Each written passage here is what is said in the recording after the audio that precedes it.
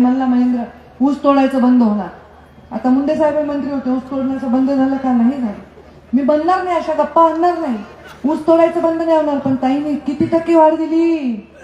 किती? हे तर होईल. ऊस तोडा पुढच्या पिढीचं बंद होईल. आता जे तोडायले त्यांनी तोडू नये असं मला वाटतंय हृदयातून.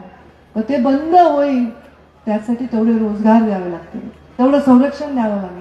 आणि ते करण्यासाठी जो काळ द्यायचा आहे तो काळ द्यावा लागेल. पण ऊसतोड कामगारांच्या लेकरासाठी तुमची ही पंकजा नेहमी उभी आहे.